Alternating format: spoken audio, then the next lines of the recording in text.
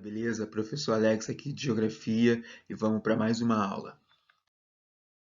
Hoje nós vamos trabalhar a situação do Brasil dentro da economia mundial. Bom, a começar aí pela OMC, né? É uma sigla que significa Organização Mundial do Comércio. Quais são as relações que o Brasil possui com ela? Primeiro entendendo, né, o que é a OMC. A OMC, na verdade, ela vai surgir em 1947 através de uma outra sigla, né, conhecida como GATT, que na verdade era um acordo que estava voltado aí para promover relações comerciais. Então, na verdade, a criação do GATT ele vai se dar ali no pós-Segunda Guerra Mundial. E aí lembrando, né, que uma das grandes consequências da Segunda Guerra Mundial foi ter a Europa, né, como seu palco e ficou completamente destruído. Então, o objetivo agora com a criação do GATT, né, naquele momento, era exatamente reestruturar a economia através de acordos. E aí, que acordos seriam esses? Poderia ser tanto bilaterais como acordos multilaterais. Tenho certeza que você já ouviu falar nesses termos, mas você sabe o que significa? E aí, quando a gente está falando aqui de acordo bilateral, a gente está falando de uma relação comercial entre os dois países. Então, nesse sentido, os dois países eles têm que sair ganhando. Quando a gente fala de relações de acordos multilaterais, e aí já envolve a partir de três países, né? Três ou mais países, a gente já começa a falar nesse tipo de acordo. E aí esse acordo pode ser feito em qualquer tema, em qualquer área, desde que tenha um sentido comercial e desde que todos os países tenham uma relação mútua aí de ganho, tá? E aí veja, no pós-Segunda Guerra Mundial, então, surge esse GATT exatamente para poder fiscalizar, regulamentar todos esses acordos que estavam sendo realizados naquele momento. E aí não só o GATT também, né? Vai surgir um outro importante, já que a gente está falando de questões financeiras, vai surgir também o BIRT, que é o Banco de Desenvolvimento de Infraestrutura, né? Banco de Infraestrutura e Desenvolvimento. E aí depois ele vai ter outro nome, vai passar para outro nome que seria o Banco Mundial que a gente tem hoje. Então veja, foram organismos internacionais financeiros que surgiram naquele momento para tentar recuperar a economia do pós-Segunda Guerra Mundial. Na verdade, então, vai se formular um princípio, né, que é o princípio de não discriminação entre as nações. E aí qual era a ideia desse princípio, né? A ideia é que os países signatários, ou seja, os países membros, né, desse acordo, que até então o GATT era um acordo, né, acordo geral aí de comércio, nenhum país nenhum país poderia sofrer, né, ter uma relação aí sendo diminuído dentro desse acordo, né? O objetivo era que todos os países tivessem os mesmos ganhos e ninguém poderia ganhar mais do que o outro, ou um perder e o outro ganhar. E aí, de 1947 a 1995, a gente vai ter diversas rodadas comerciais desse GATT, né? E aí, lembrando, o GATT até então era um acordo realizado entre os países signatários. E aí, o objetivo dessas rodadas era exatamente discutir as relações comerciais, era exatamente promover, né, algo que consolidasse a economia de diversos países, sobretudo aí fazendo esses acordos bilaterais e multilaterais. E aí, em 1995, o GATT ele vai mudar de nome e ele vai se consolidar como um importante organismo, né? Ou seja, agora a gente começa a falar de uma organização. Então, sai o GATT e entra a OMC. Mas aí, galera, com o mesmo objetivo, tá? Nesse momento, o objetivo vai ser o quê? Cada vez mais, né, entender quais são as relações comerciais, quais são os acordos bilaterais e multilaterais sendo desenvolvidos e através daí você está fiscalizando, está regulamentando, né, de maneira que nenhum país saia prejudicado dentro dessa relação. Então, sai de cena o GATT e entra agora a OMC, a Organização Mundial do Comércio. E aí, lembrando, né, na década de 90 é quando a gente começa a ter aí a formulação de diversos blocos econômicos sendo construídos nesse momento, né, sendo formados nesse momento. Até porque a gente fala de uma década onde a gente tem a consolidação do momento da globalização, a intensificação da globalização através do uso da tecnologia. Então, a tecnologia da informação, o processo de comunicação, né, vai ser muito mais rápido. E aí a OMC ela tem exatamente esse papel de cumprir essa fiscalização dentro dessas relações comerciais. Bom, nós vamos ter então diversas conferências realizadas pela OMC, a começar pela primeira em 1996, onde de fato se consolidou, né, a criação desse organismo, desse órgão muito importante para poder promover relações entre os países e verificar se de fato os acordos bilaterais e multilaterais estão sendo cumpridos. A gente vai ter uma segunda em 1999, onde se prevê aí a liberalização total do comércio internacional, mas é fato que isso não daria muito certo, até porque teve uma divergência entre países desenvolvidos e os países em desenvolvimento. A gente sabe que a economia não é igual ambos os países, então ela veio a fracassar. Em 2001, em Doha, no Catar, tivemos uma outra conferência onde continuou se falando dessa liberalização total do comércio internacional, mas acabou sendo fracassado novamente por questões de intransigência do governo de países desenvolvidos. A ideia é que os países desenvolvidos eles queriam a abertura dos mercados dos países em desenvolvimento, mas não queriam abrir mão dos seus produtos, do seu mercado também. Então isso acabou gerando um impasse. Em 2003, novamente a gente começa a falar desse impasse e ele vai continuar. Sendo que agora a gente vai ter a criação de um importante organismo, né, de um importante acordo, órgão, vamos dizer assim, que seria o IBAS. O IBAS, na verdade, ele é um grupo formado aí pela Índia, pelo Brasil e pela África do Sul. Países esse que possuem a sua economia em ascensão, né? A gente vai chamar ele de países de economia emergente ou simplesmente de países emergentes. E aí eles vieram a formular o famoso G20 comercial. Cuidado só para não confundir com o G20 financeiro, tá? O G20 comercial, na verdade, são aqueles países, os 20 países que têm a sua economia emergente, os 20 países que estão voltados ali para produzir produtos agrícolas, né? Insumos agrícolas e que estão aptos para poder dialogar e assim promover acordos com os países desenvolvidos. Bom, a gente vai ter em 2005, né, a famosa rodada Doha, também vai ser realizada no Catar, e aí o grande impasse ele vai permanecer, né? E aí, na verdade, o que significa esse impasse que a gente está falando aqui? E se vocês observarem, ele vai se perdurar ao longo dos anos, né? Na verdade, os países desenvolvidos, eles exigem, né, a abertura para os seus produtos industriais e serviços, ou seja, eles querem implementar, eles querem colocar os seus produtos, sejam eles industrializados, ou seja, a oferta de serviço, dentro dos países emergentes. Porém, né, ou melhor, em contrapartida, os países em desenvolvimento, os países emergentes ou até mesmo os países pobres, né, eles exigem que os países desenvolvidos abram o seu mercado para os seus produtos agrícolas. Ou seja, é uma relação mútua, né, é uma relação onde ambos os países, dentro desse acordo, saem ganhando e não só uma das partes, como quis ali tanto os países desenvolvidos. Certamente que isso não vai chegar a uma conclusão, e aí em 2008 a gente vai ter uma crise econômica, uma crise financeira, uma crise que vai afetar o mercado imobiliário, e esses impasses não serão resolvidos, o que vai ser adiados. E aí em 2011 a gente vai ter uma continuação desses impasses, né? Ou seja, até o prezado momento a gente não tem nenhuma resolução para esse conflito de abertura comercial de ambos os lados, né? A abertura dos mercados consumidores de ambos os lados, seja dos países desenvolvidos ou seja dos países emergentes. Bom, galera, agora falando um pouquinho do Mercosul e a relação com o Brasil. E aí, na verdade, a gente precisa situar, né? Mercosul é um bloco econômico bastante importante aqui da América do Sul. E aí tem o Brasil como um importante país, até porque, se a gente for levar em consideração as dimensões continentais, né, e a sua importância econômica também. Certamente. Mercosul, na verdade, é uma sigla, né, que significa Mercado Comum do Sul.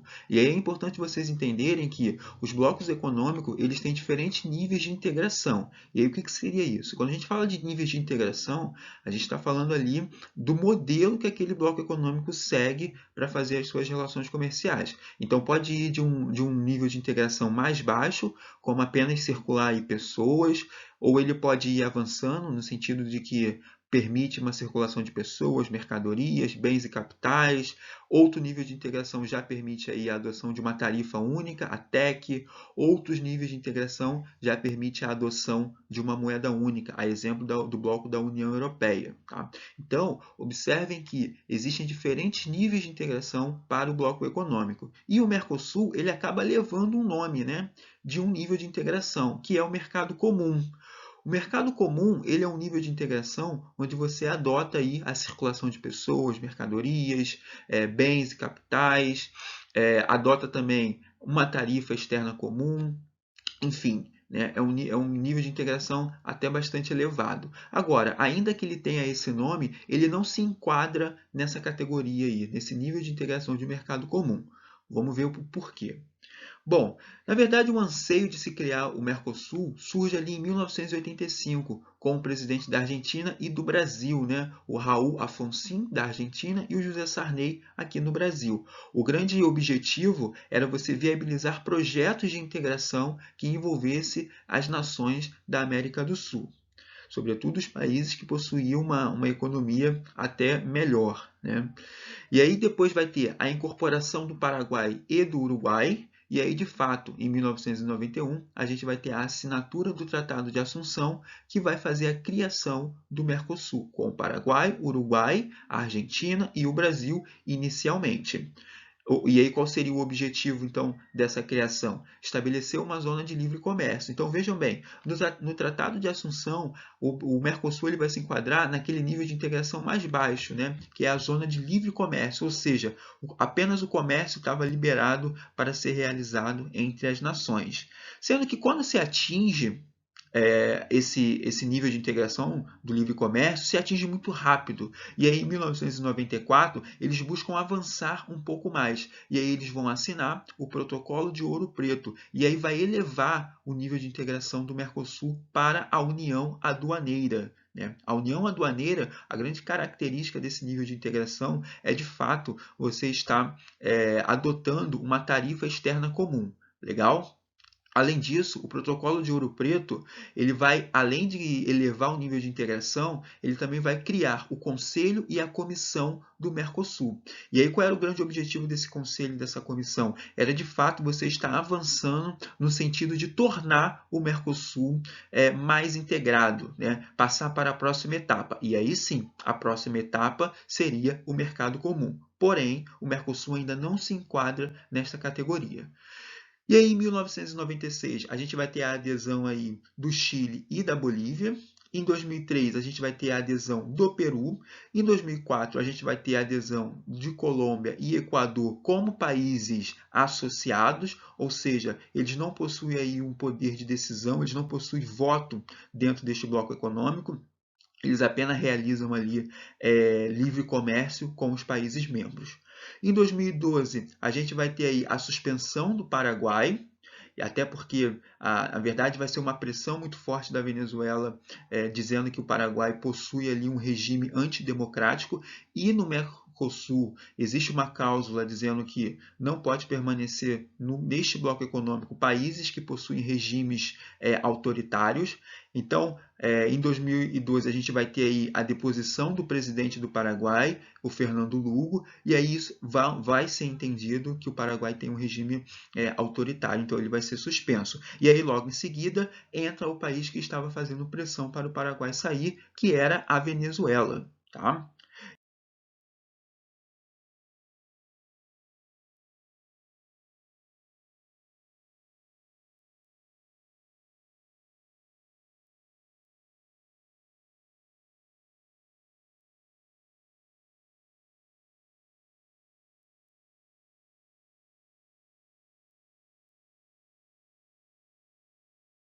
Bom, já a Unasul, toma cuidado, porque ela não é um bloco econômico, tá? Ela simplesmente vai se constituir como um grande acordo para a América do Sul.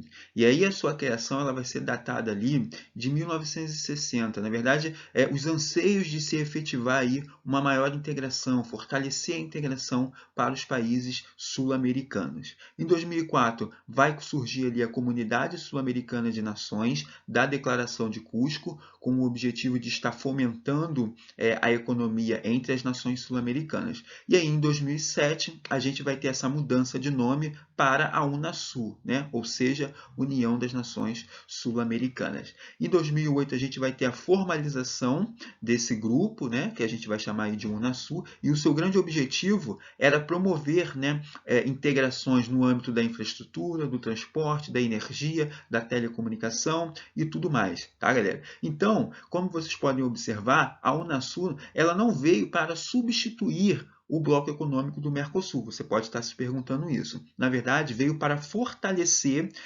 dar um maior envolvimento, sobretudo aos países que não pertencem ali ao bloco do Mercosul e que fazem parte da América do Sul. Legal? Então, o objetivo nada mais é do que estar fortalecendo, né, ampliando a integração das nações sul-americanas.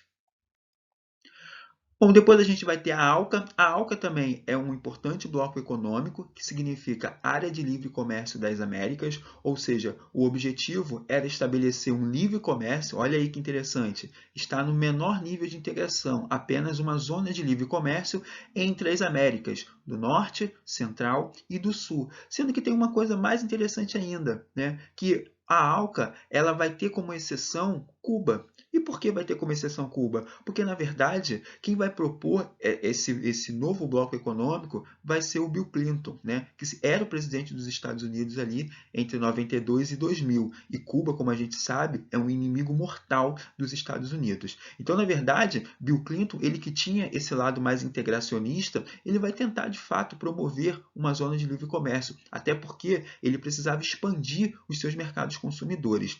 E aí, dentro do governo de George W. Bush, de 2000 a 2008, essa área de livre comércio ela foi paralisada, até porque teve uma resistência muito grande do Brasil e dos países que eram sócios do Brasil dentro do Mercosul, porque, na verdade, a gente estaria entrando numa competição, né? As indústrias brasileiras, as indústrias sul-americanas estariam entrando numa competição com as indústrias norte-americanas. E aí, será que de fato a gente teria condições de estar competindo com os países desenvolvidos, com os países em que tem uma tecnologia melhor, né, para produzir com maior qualidade? Então, na verdade, houve uma grande resistência aí do Brasil e de outros países sul-americanos. E aí os Estados Unidos começou a promover diversos acordos bilaterais, né, não só com os países sul-americanos, como é o caso do Chile, mas também com diversos outros países ao redor do mundo. E aí, em 2009, com a entrada aí do Barack Obama, ele também não mexeu nesse acordo, nessa paralisação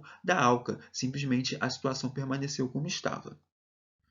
Bom, temos então a ONU. A ONU, que é a Organização das Nações Unidas, ela foi um importante organismo internacional criado ali no pós-Segunda Guerra Mundial, em 1945, na Conferência de Yalta, que é uma cidade da Crimeia. E aí o grande objetivo dessa organização era, de fato, você promover a paz mundial, até porque uma das consequências da Segunda Guerra Mundial foi uma morte exagerada, né? Foi um grande número de mortes que a gente vai ter com a destruição bem grande aí do espaço físico da Europa. A ONU ela veio substituir as Ligas das Nações, que foi criado ali no final da Primeira Guerra Mundial. Ela é constituída por alguns órgãos, né, como a Assembleia Geral, o Conselho de Segurança e diversas agências, como a gente tem a OMC, sendo altamente procurada em termos de pandemia do coronavírus, né? Temos também a FAO, enfim, são diversas agências que estão diretamente ligadas